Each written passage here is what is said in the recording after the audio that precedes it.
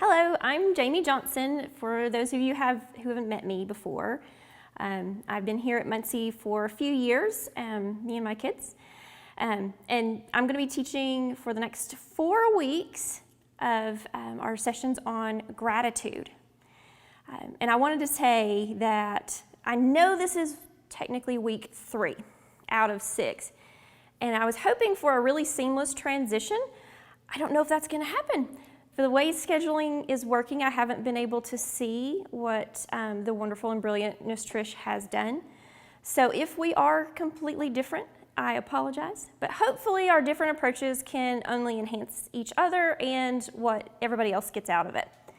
I have used many different resources in coming up with these next 4 sessions.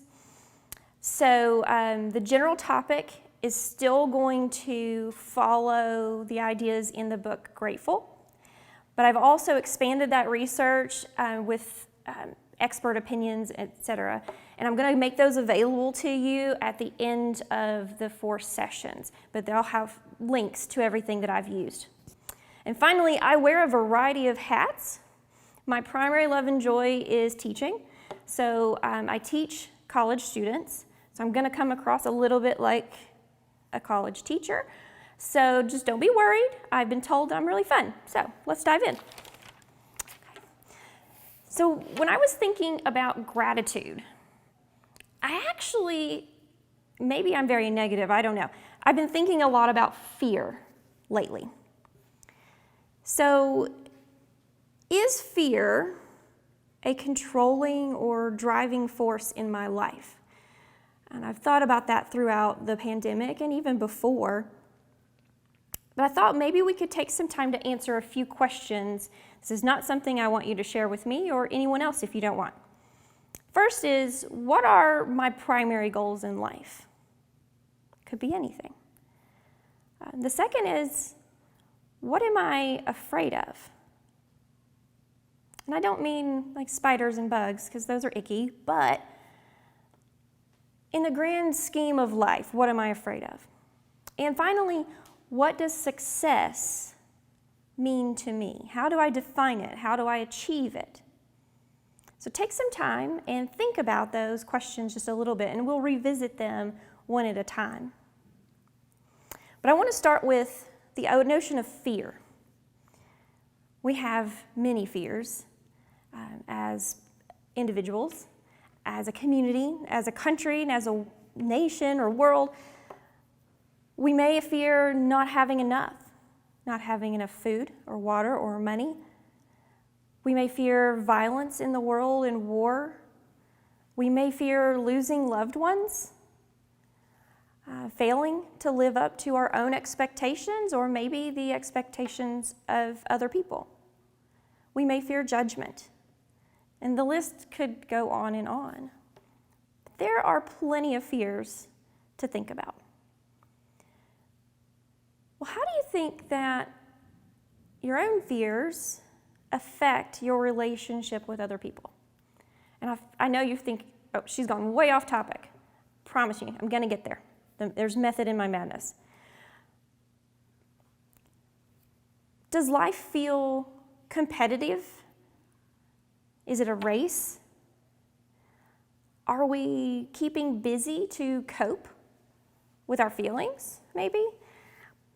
I don't know. Maybe absolutely none of these resonate with you. I don't know. I know that they resonate with me, so it's kind of coming from what I wonder about my own life. I've found myself in the past, and maybe you can identify with this, where I have this need, an unexplained need, to feel like I'm better than other people. And I don't know where it came from or where it started.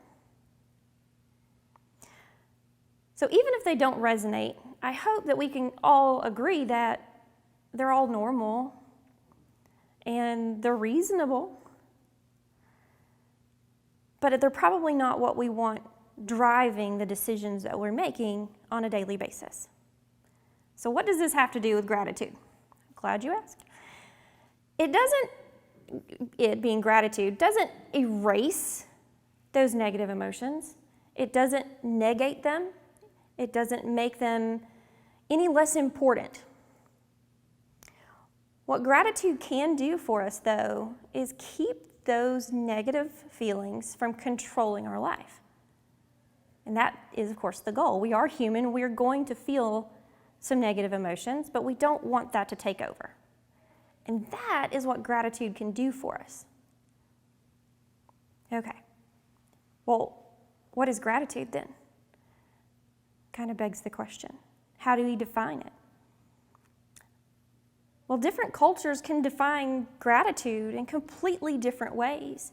A great example from the book Gratitude, actually I think it was from teaching it later, was there's a situation where the author was getting the opportunity to speak about the book in Hawaii. And she said that there were 3 distinct groups of people present there. And there were European Americans, there were Eastern Asian Americans, and there were Polynesian Americans. And I won't go into the detail because she does that in her video. But she does a really great job at comparing and contrasting those 3. So I'm only saying that to show that different cultures can define gratitude completely differently. And that's okay, because it is a very complex emotion. It includes joy, relief, surprise, awe, appreciation, and humility, and et cetera, et cetera. It keeps going. What we don't want to confuse, though, is that gratitude is not just the warm, fuzzy feelings you get about the things that you have. So I think that looking back over my lifetime and how folks have presented gratitude to me and how they've expressed it is, oh, I'm so grateful that I have a car. Great. But is that a true, complete form of gratitude? And that's, of course, one example. But we don't want to stop with just warm, fuzzy feelings about what we have. So if we look into the Bible, it mentions gratitude quite a bit. And I was going to make a list of different areas that I found gratitude in the Bible, but it became so large that I didn't want to bog down the lesson with that. So I've summarized it. So here are some things that gratitude has been associated with in the Bible. Receiving a gift, feeling undeserving, especially in the Psalms, positive emotions, and a desire to share your responses. And that comes a lot from the New Testament. The dictionary defines it differently as well. It says it's the quality of being thankful, but doesn't stop there. Not only is it the quality of being thankful, but also being ready to show appreciation and return kindness.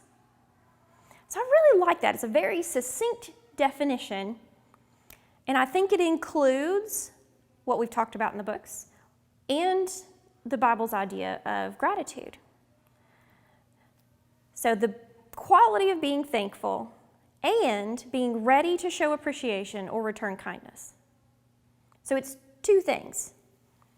It is an emotion, and it's an action in response. So the definition of gratitude is only complete when you have 2 things, which is the feeling and the resulting action. So we're really going to focus in on putting gratitude together as a 2-part definition over the next few weeks. So, if gratitude first is an emotion, of course is not planned, often unintended, and it's a response to your circumstances. A good place, I believe, to start thinking about how we can create that emotion is to start by asking what stands in the way of that emotion. For example, if I've had a really bad day, I've stubbed my toe, I've wrecked my car, my kids got sick, I'm going to find it really difficult to show appreciation and love to my husband. This just makes a terrible day for everybody. So something has gotten in the way and prevented me from expressing an emotion that I otherwise would love to express. And I think that'll help us prepare ourselves for success. If we can identify what's standing in our way and then start peeling those things away. Let's get rid of them so that we can fully feel gratitude. So let's think back to our questions. I promise we'd come back to them. Find one major goal. I know I asked for multiple, but let's pick one. Let's pick an easy one. What is one of your major goals? Now think about what caused me to make that a goal in my life. Maybe it was wanting to help others. Maybe it's wanting to follow more closely in the footsteps of Jesus. Maybe it's fear or distrust. It could be anger or competitiveness.